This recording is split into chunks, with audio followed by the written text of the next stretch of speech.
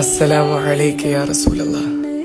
അത്രമേൽ പ്രിയപ്പെട്ട പുന്നാര നബിക്ക് ഇത് ഞാൻ എഴുതുന്ന കത്തല്ല, ഇതെന്റെ ഹൃദയം തന്നെയാണ്. പകുതി ഇരുണ്ടുപോയ പക്ഷേ അങ്ങയുടെ സ്മരണ കൊണ്ട് ഇതുവരെ നിൽക്കുന്ന ഒരു ഹൃദയം. നബിയെ, ഞാൻ അങ്ങയെ കണ്ടിട്ടില്ല, പക്ഷേ അങ്ങയുടെ പേരിൽ എൻ്റെ കണ്ണ് നിറയാറുണ്ട്. അങ്ങയുടെ വേദനകളെ ഞാൻ വായിച്ചപ്പോൾ എൻ്റെ മനസ്സ് തളരുന്നുണ്ട്. ത്വായിഫിൽ അങ്ങയെ രക്തം കലർന്ന കാലുകളിൽ നടത്തിയത് ഞാൻ വായിച്ചപ്പോൾ അറിയാതെ കണ്ണ് നിറഞ്ഞുപോയി. പ്രിയപ്പെട്ട നബി, അങ്ങ് ഞങ്ങൾക്കായി പകലും രാത്രിയും ദുആ ചെയ്തു. ഞങ്ങളെ കാണാതെ തന്നെ ഞങ്ങളെ സ്നേഹിച്ചു. അവസാനം ഉമ്മത്തി ഉമ്മത്തി എന്ന് വിളിച്ചു കരഞ്ഞപ്പോൾ കൂടെ ഉണ്ടായിരുന്നെങ്കിൽ എന്ന് ആഗ്രഹിച്ചു പോകുന്നു. പക്ഷേ എനിക്ക് ലജ്ജയുണ്ട്.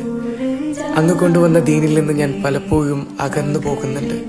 അങ്ങയുടെ ജീവിതം പാഠമാകുമ്പോഴും ഞാൻ പലപ്പോഴും വഴി തെറ്റുന്നു. എങ്കിലും അങ്ങ് പഠിപ്പിച്ച അള്ളാഹുവിൻ്റെ കരുണയുടെ വാതിലുകൾ ഞാൻ ഇന്നും തേടുകയാണ്. എനിക്ക് വേണ്ടി ദുആ ചെയ്യുമോ? ഒരിക്കലെങ്കിലും ചാരത്ത് വന്ന് യാ റസൂലല്ലാഹ്, ഞാൻ ഇവിടെയുണ്ട് നബിയെ എന്ന് പറയാൻ എൻ്റെ കണ്ണുകളിൽ അങ്ങയെ ഒരിക്കൽ കാണാനാകുമോ? അങ്ങയുടെ ഹൗലിൻ്റെ ചാരത്ത് ഒരു ചെറുസ്ഥാനം എനിക്ക് ലഭിക്കുമോ?